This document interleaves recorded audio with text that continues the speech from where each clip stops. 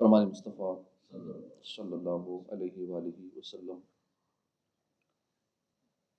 جو روزانہ 1000 مرتبہ درود پاک پڑھتا ہے وہ مرنے سے پہلے جنت میں اپنی جگہ دیکھ لیتا ہے۔ صلو علی الحبیب صلی اللہ تعالی علی محمد صلی اللہ علیہ وآلہ وسلم۔ نواں پارہ سورہ انفال، آیت نمبر 30 سے 33۔ اعوذ باللہ من الشیطان الرجیم، بسم اللہ الرحمن الرحیم۔ وَإِذْ يَمْكُرُ بِكَ الَّذِينَ كَفَرُوا لِيُثْبِتُوكَ أَوْ يَقْتُلُوكَ أَوْ يُخْرِجُوكَ وَيَمْكُرُونَ وَيَمْكُرُ اللَّهُ وَاللَّهُ خَيْرُ الْمَاكِرِينَ۔ اللہ کے نام سے شروع جو ہے مہربان رحمت والا۔ وَإِذْ يَمْكُرُ، اور جب سازش کرتے تھے، بِکَ تمہارے ساتھ، الَّذِينَ وہ لوگ جنہوں نے کفر کفر کیا، لیثبتوک تاکہ وہ تمہیں باندھ دیں، او یقتلوک او یخرجوک یا تمہیں قتل کر دیں یا تمہیں نکال دیں، ویمکرون اور وہ سازشیں کر رہے تھے، ویمکر اللہ اور اللہ خفیہ تدبیر فرما رہا تھا، واللہ خیر الماکرین اور اللہ سب سے بہتر خفیہ تدبیر فرمانے والا ہے۔ اب یہاں مکر کے کئی معنی ہیں، جیسے اب ایک ہی آیت کے اندر مکر کا لفظ کئی بار استعمال ہوا لیکن ہر جگہ اس کا مطلب الگ ہے۔ اب کوئی اس کا ایک ہی مطلب لے لے نیگیٹو والا، اور لوگوں نے ایسا کیا ہے ترجمہ کرنے والوں نے، آپ قرآن پاک دیگر ترجمے اٹھا لیں، وہاں مکر کا لفظ جہاں سازش کے لیے استعمال ہو رہا ہے کہ وَيَمْكُرُونَ، اب جہاں سازش کے لیے استعمال کریں گے تو وہاں کافروں کے لیے کریں گے، لیکن جہاں اللہ پاک کے لیے یہ لفظ آئے گا تو وہاں پہ سازش، اللہ سازش نہیں کرتا۔ اللہ پاک کے لیے مکر کا لفظ استعمال، اس کا مطلب کچھ اور لیں گے، وہاں یہ مطلب نہیں لیں گے۔ اب بعض لوگ لفظی ترجمہ کر کے، چونکہ عشق رسول بھی دل میں ہونا چاہیے اور محبت الہی بھی ہونی چاہیے، ترجمہ کرتے وقت یہ دونوں چیزوں کا ہونا ضروری ہے، تو یہ دونوں چیزیں بدرجہ اتم نظر آئیں گی ترجمہ کنز الایمان اور اعلیٰ حضرت امام احمد رضا خان رحمۃ اللہ علیہ کے ترجمہ قرآن کے اندر۔ کوئی ایسا گستاخی والا ایک لفظ نہیں نکال سکتے پورے قرآن سے جہاں انہوں نے ترجمہ کیا ہو، جہاں اللہ کی شان میں کوئی ایسا کوئی نیگیٹو لفظ استعمال کیا ہو، یا اللہ کے محبوب کی شان میں یا نبیوں کی شان میں یا ولیوں کی شان میں کوئی ایسا لفظ، اس کا دوسرا مطلب، کیونکہ عربی میں ایک لفظ ہوتا ہے اس کے کئی معنی ہوتے ہیں، اب اس میں سے چننا ہوتا ہے ادب والا لفظ، عشق والا لفظ چننا ہوتا ہے، تو وہ اعلیٰ حضرت کے ترجمہ قرآن کنز الایمان میں ملے گا۔ باقی آپ کمپیریزن کر لیں تراجم کا، کہیں نہ کہیں گڑبڑ نظر آ جائے گی۔ تو یہاں مکر کا لفظ استعمال جب ہوا کافروں کے لیے، وَيَمْكُرُونَ اور وہ سازشیں کر رہے تھے، وہ مکر کر رہے تھے، سازشیں کر رہے تھے، اور اللہ واللہ خیر الماکرین، یمکر اللہ، اور اللہ جو کیا کر رہا تھا ان کے خلاف خفیہ تدبیر فرما رہا تھا، اور واللہ خیر الماکرین، اور انہیں یہاں ترجمہ کیا اللہ سب سے بڑا مکر کرنے والا ہے۔ یہاں اچھا نہیں لگتا یہ ترجمہ اللہ کے لیے، واللہ خیر الماکرین، اللہ سب سے بہتر خفیہ تدبیر فرمانے والا۔ وَإِذَا تُتْلَى اور جب تلاوت کی جاتی ہے، علیہم ان پر، ان کے سامنے، آیاتنا ہماری آیتیں، قالوا وہ کہتے ہیں، قد سمعنا بے شک ہم نے سن لیا، لو نشاء لقلنا مثل ھذا اگر ہم چاہتے تو ضرور کہہ دیتے اس کلام کی مثل، ان ھذا الا اساطیر الاولین نہیں یہ مگر پہلے لوگوں کی داستانیں۔ وَإِذْ قَالُوا اللَّهُمَّ إِنْ كَانَ اور جب انہوں نے کہا کہ اے اللہ اگر ہے، ھذا یہ، هو الحق وہ حق ہے، قرآن ہی حق ہے، من عندک تیری طرف سے، فَأَمْطِرْ تو برسا دے، علینا ہمارے اوپر، حجارتن پتھر برسا دے، من السماء آسمان سے، او ائتنا بعذاب علیم یا ہم پر دردناک عذاب لے آ، وما کان اللہ لیعذبہم وانت فیہم، وما کانا اور نہیں ہے، اللہ کی شان یہ نہیں ہے کہ وہ انہیں عذاب دے، کیوں کہ وہ انت فیہم، اے میرے محبوب آپ ان میں ہے نا، کیسے عذاب دو؟ وہ کہتے ہیں عذاب دے، دعا کریں اللہ عذاب دے، پتھروں کی بارش برسائے، اللہ فرما رہا ہے کیسے عذاب دو؟ میرا محبوب جب تک ان میں ہے میں عذاب نہیں دوں گا۔ وَأَنْتَ فِيهِمْ، آپ ان میں تشریف فرماؤ، تم ان میں تشریف فرماؤ۔ وَمَا كَانَ اللَّهُ مُعَذِّبَهُمْ، اور اللہ انہیں عذاب دینے والا نہیں ہے، وَهُمْ يَسْتَغْفِرُونَ، اور جبکہ وہ بخشش مانگ رہے ہیں۔ ترجمہ کنز العرفان، یہ کنز العرفان جو ترجمہ ہے نا، یہ کنز الایمان کا ہی ترجمہ ہے، بس اس میں سے جو مشکل الفاظ تھے جو عوامی سمجھ میں نہیں آتے ان کو ذرا اور سہل کر کے اور ایزی کر کے بیان کیا گیا ہے، تو اس لیے اس کو ترجمہ کنز العرفان کہتے ہیں۔ یہ کنز الایمان کی ایزی فارم ہے کنز الایمان والا ترجمہ ہی، لیکن اس میں چونکہ تھوڑے سے مشکل الفاظ جو عوام نہیں سمجھ پاتے ایسے تھے، تو کنز العرفان میں اس ترجمے کو تھوڑا سا اور عوامی انداز میں آسان الفاظ میں کر دیا گیا سمجھنے کے لیے۔ اور اے حبیب یاد کرو جب کافروں نے تمہارے خلاف سازش کی کہ تمہیں باندھ دیں یا تمہیں شہید کر دیں یا تمہیں نکال دیں، اور وہ اپنی سازشیں کر رہے تھے، اللہ اپنی خفیہ تدبیر فرما رہا ہے، اور اللہ سب سے بہتر خفیہ تدبیر فرمانے والا ہے۔ وَإِذْ، اور محبوب یاد کرو، آیت میں اس واقعے کا ذکر ہے جو حضرت عبداللہ بن عباس رضی اللہ تعالیٰ عنہما نے ذکر فرمایا کہ کفار قریش دار الندوہ یعنی کمیٹی گھر میں رسول کریم صلی اللہ علیہ وسلم کے بارے میں مشورہ کرنے کے لیے جمع ہوئے، میٹنگ کر رہے تھے حضور کے خلاف، اور ابلیس لعین، کیونکہ ایسی میٹنگوں میں شیطان بڑے اچھے مشورے دیتا ہے، یہ کرو یہ کرو، جب کسی کے خلاف کو میٹنگ ہو نا تو پھر وہ شیطان مزید اس کو آپ کو بھڑکاتا ہے کہ یہاں رولے بننے چاہیے۔ تو ایک بڈھے کی شکل میں آیا اور کہنے لگا کہ میں نجد کا شیخ ہوں، مجھے تمہارے اس اجتماع کی اطلاع ہوئی کہ میں آیا ہوں، مجھ سے تم کچھ چھپانا نہیں، میں تمہارا ساتھی ہوں، میں تمہارا رفیق ہوں، اور تمہیں اچھی رائے دوں گا، تمہاری مدد کروں گا۔ انہوں نے اس کو شامل کر لیا، اور تاجدار رسالت صلی اللہ علیہ وسلم کے متعلق رائے زنی شروع ہوئی۔ اب ایک نے کہا کہ میری رائے یہ ہے کہ محمد صلی اللہ علیہ وسلم کو پکڑ کر ایک مکان میں قید کر دو اور مضبوط بندشوں سے باندھ دو، دروازے بند کر دو، صرف ایک سوراخ چھوڑ دو جس سے کبھی کبھی کھانا پانی پکڑا دیا جائے، اور وہیں وہ ہلاک ہو کر رہ جائیں۔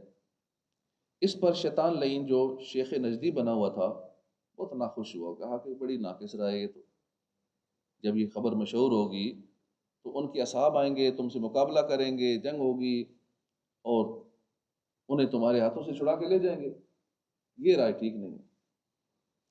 لوگوں نے کہا شیخ نجدی ٹھیک کہتا ہے۔ پھر حشام بن عمرو کھڑا ہوا، اس نے کہا میری رائے یہ ہے کہ ان کو یعنی محمد صلی اللہ علیہ وآلہ وسلم کو اونٹ پر سوار کر کے اپنے شہر سے نکال دو، پھر وہ جو کچھ بھی کریں اس سے تمہیں کچھ ضرر نہیں۔ ابلیس نے اس رائے کو بھی ریجیکٹ کر دیا، ناپسند کیا، کہا جس شخص نے تمہارے ہوش اڑا دیے اور تمہارے دانش مندوں کو حیران بنا دیا، اس کو تم دوسروں کی طرف بھیجتے ہو، تم نے اس کی شیریں کلامی نہیں دیکھی، کتنا پیارا اور میٹھا میٹھا بولتے ہیں، جو سنتا ہے دیوانہ ہو جاتا ہے، جو دیکھتا ہے دیوانہ ہو جاتا ہے۔ اگر تم نے ایسا کیا تو وہ دوسری قوموں کے دلوں کو تسخیر کر لیں گے، تو وہ لوگ تم پہ چڑھائی کر دیں گے۔ اہل مجمع نے کہا کہ شیخ نجدی تو یہ بھی ٹھیک کہتا ہے، اس کی رائے یہ بھی صحیح ہے۔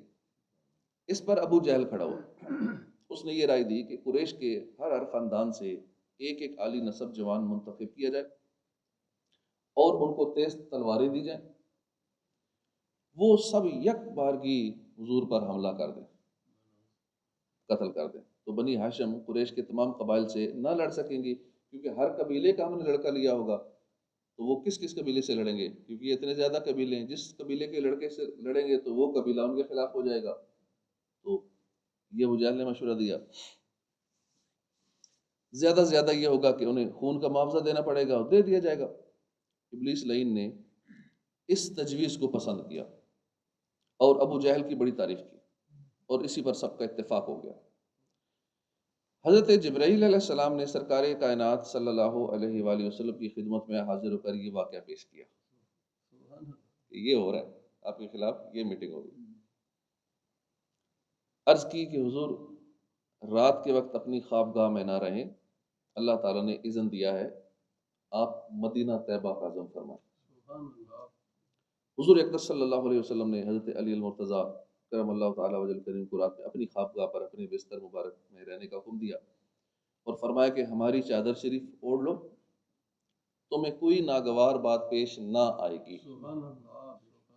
فیوچر کی خبر دے دی، کچھ نہیں ہوگا۔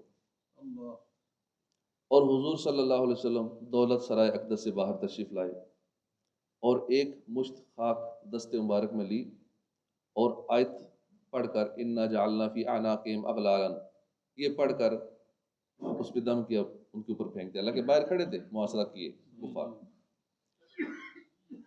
سب کی آنکھیں اور سروں پر پہنچی، سب اندھے ہو گئے اور حضور اکرم صلی اللہ علیہ وسلم کو نہ دیکھ سکے۔ اس کے بعد آپ حضرت ابوبکر صدیق کے ہمراہ غار ثور میں تشریف لے گئے۔ حضرت علی المرتضیٰ کرم اللہ تعالیٰ وجہ الکریم کو لوگوں کی امانتیں پہنچانے کے لیے مکہ مکرمہ میں چھوڑا۔ مشرکین رات بھر سید عالم صلی اللہ علیہ وسلم کے دولت سرائے اقدس کا پہرا دیتے رہے۔ صبح کے وقت جب قتل کے ارادے سے حملہ آور ہوئے تھے، دیکھا کہ بستر پر تو حضرت علی لیٹے ہوئے۔ ان سے حضور کے بارے میں پوچھا، کہاں ہیں؟ انہوں نے فرمایا کہ ہمیں معلوم نہیں، کفار قریش تلاش کے لیے نکلے۔ غار ثور تک پہنچ گئے۔ جب غار ثور پر پہنچے تو وہاں مکڑی نے جالا بنا لیا تھا۔ یہ تو جالا مکڑی کا اگر اندر کوئی جاتا تو جالا تو ٹوٹ جاتا، ادھر نہیں گئے ہوں گے، بڑا پرانا جالا بنا ہوا ہے۔ حضور اس غار میں 3 دن ٹھہرے، پھر مدینہ طیبہ روانہ ہوئے۔ ایک روایت میں آتا ہے کہ وہاں کبوتر نے انڈے بھی دے دیے اس میں، اور جالا بھی ہو گیا، تو اس سے ان کو ہوا کہ ہاں تو ادھر نہیں آئے ہوں گے یہ تو۔ اور وہی کبوتر سنا ہے کہ آج جو مکے میں مدینہ میں حرم شریف میں وہی نسل آگے چلتی آ رہی ہے۔ وَإِذَا تُتْلَى عَلَيْهِمْ آيَاتُنَا قَالُوا قَدْ سَمِعْنَا، اور جب ان کے سامنے ہماری آیات کی تلاوت کی جاتی ہے تو کہتے ہیں کہ بے شک ہم نے سن لیا، اگر ہم چاہتے تو ایسا کلام ہم بھی کہہ دیتے، یہ صرف پہلے لوگوں کی داستانیں ہیں۔ قرآن سن کے کہتے تھے کہ کہانیاں کس سے کہانی ہیں پچھلے لوگوں کی، ہم بھی اس طرح کا بنا لیتے۔ شان نزول، یہ آیت قبیلہ بنو عبد الدار کے ایک شخص نضر بن حارث کے بارے میں نازل ہوئی۔ نضر بن حارث ایک تاجر تھا اور تجارت کے لیے فارس، ہیرا اور دیگر ممالک کا سفر کرتا تھا۔ اس نے وہاں کے باشندوں سے رستم، اسفندیار اور دیگر اجمیوں کے قصے سن رکھے تھے اور یہودی اور عیسائی عبادت گزاروں کو تورات انجیل کی تلاوت کرتے، رکوع سجود کرتے، گریہ وزاری کرتے ہوئے دیکھا تھا۔ جب نضر بن حارث مکہ مکرمہ آیا تو اسے معلوم ہوا کہ نبی اکرم صلی اللہ علیہ وسلم پر وحی نازل ہوتی ہے، یہ قرآن کی تلاوت کرتے ہیں، نماز پڑھتے ہیں۔ اس نے کہا جو کلام محمد صلی اللہ علیہ وسلم پیش کرتے ہیں اس جیسا تو ہم نے سنا ہوا ہے، اگر ہم چاہیں تو ہم بھی ایسا کلام بنا سکتے ہیں۔ اللہ تعالیٰ نے ان کفار کا یہ مقولہ بیان کیا، اس میں ان کی کمال درجے کی بے شرمی اور بے حیائی ہے۔ قرآن پاک کی تحدی فرمانے اور فصائے عرب کو قرآن کریم کے مثل ایک صورت بنا لانے کی دعوتیں دینے اور ان سب کے عاجز رہ جانے کے بعد یہ کلمہ کہنا اور ایسا باطل دعویٰ کرنا نہایت ذلیل حرکت ہے۔ وَإِذْ قَالُوا اللَّهُمَّ، اور جب انہوں نے کہا اے اللہ اگر یہ قرآن ہی تیری طرف سے حق ہے تو پھر ہم پر آسمان سے پتھر برسا یا کوئی اور دردناک عذاب لیا، اگر یہ قرآن حق ہے تو ہم پہ عذاب دے۔ وَإِذْ قَالُوا، اور جب انہوں نے کہا، عبداللہ بن عباس فرماتے ہیں جب رسول اللہ صلی اللہ علیہ وسلم نے گزشتہ امتوں کے واقعات بیان فرمائے تو نضر بن حارث نے کہا کہ اگر میں چاہوں تو اس جیسے واقعات میں بھی کہہ سکتا ہوں۔ حضرت عثمان بن مظعون رضی اللہ عنہ نے نضر بن حارث سے فرمایا تو اللہ تعالیٰ سے ڈر، رسول خدا حق بات ارشاد فرماتے ہیں۔ نضر بن حارث نے کہا میں بھی سچی بات کہتا ہوں۔ حضرت عثمان رضی اللہ عنہ نے فرمایا کہ نبی اکرم لا الہ الا اللہ کہتے ہیں۔ نضر بن حارث نے کہا میں بھی لا الہ الا اللہ کہتا ہوں، لیکن یہ بت اللہ کی بیٹیاں ہیں۔ اب اللہ کو وہ بھی مانتے تھے لیکن ساتھ اللہ کے شریک بھی مانتے تھے، یہ بت اللہ کی بیٹیاں ہیں، لا الہ الا اللہ تو میں بھی کہتا ہوں۔ پھر نضر بن حارث نے دعا مانگی کہ اے اللہ جو قرآن محمد صلی اللہ علیہ وسلم لائے ہیں اگر یہ تیری طرف سے حق ہے، یہی حق ہے، تو پھر ہم پر آسمان سے پتھر برسا دے یا کوئی اور دردناک عذاب لیا۔ نضر بن حارث وہ بدبخت کافر ہے کہ جس کی مذمت میں قرآن پاک کی 10 آیات نازل ہوئی ہیں، اور غزوہ بدر کے دن سرکار علی وقار صلی اللہ علیہ وسلم کے دست اقدس سے یہ جہنم واصل ہوا تھا، نظر بن حارث۔ حضرت انس رضی اللہ عنہ سے مروی ہے کہ یہ دعا ابو جہل نے مانگی تھی، وما کان اللہ لیعذبہم وانت فیہم، یہ اور اللہ کی یہ شان نہیں کہ انہیں عذاب دے جب تک اے حبیب تم ان میں تشریف فرماؤ، اور اللہ انہیں عذاب دینے والا نہیں جبکہ وہ بخشش مانگ رہے ہیں۔ ارشاد فرمایا کہ اللہ تعالیٰ کی یہ شان نہیں کہ جس عذاب کا کفار نے سوال کیا وہ عذاب انہیں دے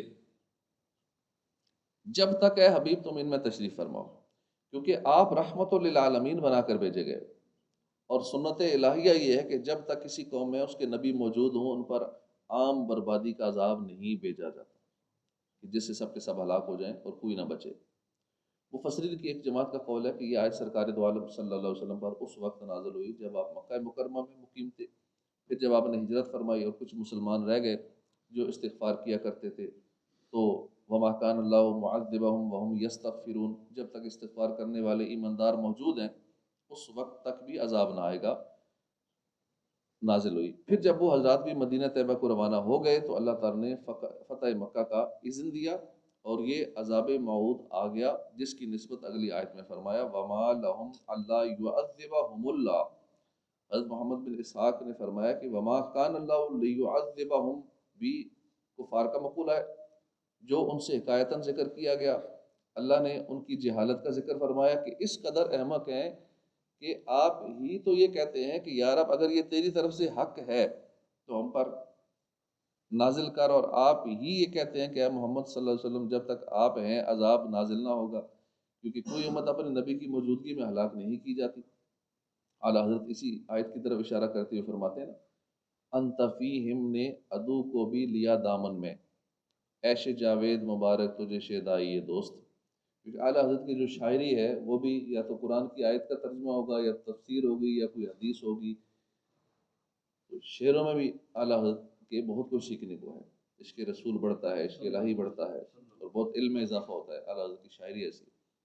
علامہ علی بن محمد خازن رحمۃ اللہ علیہ فرماتے ہیں کہ اس آیت سے ثابت ہوا کہ استغفار عذاب سے امن میں رہنے کا ذریعہ ہے۔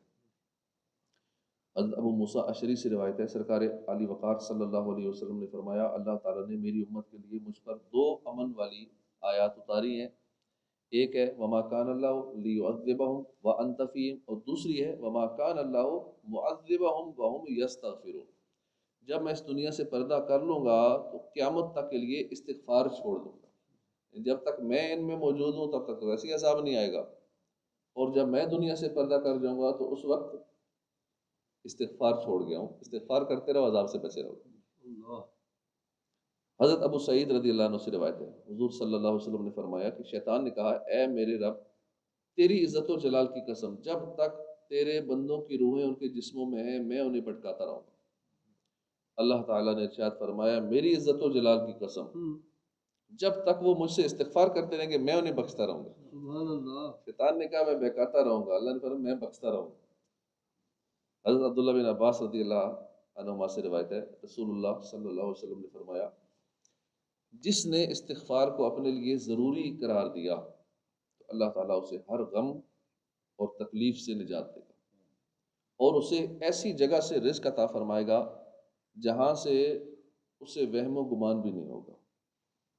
لوگ پریشان ہیں، تنگ دست ہیں، مالی حالات ٹھیک نہیں ہیں، تو ان کو چاہیے استغفار کی کثرت کرے۔ استغفار کرنے سے رزق بڑھ جاتا ہے، پریشانیاں، دکھ، درد، غم دور ہو جاتے ہیں، اولاد نہیں ہے تو اولاد بھی ہو جاتی ہے، اتنے فائدے ہیں استغفار کرنے کے۔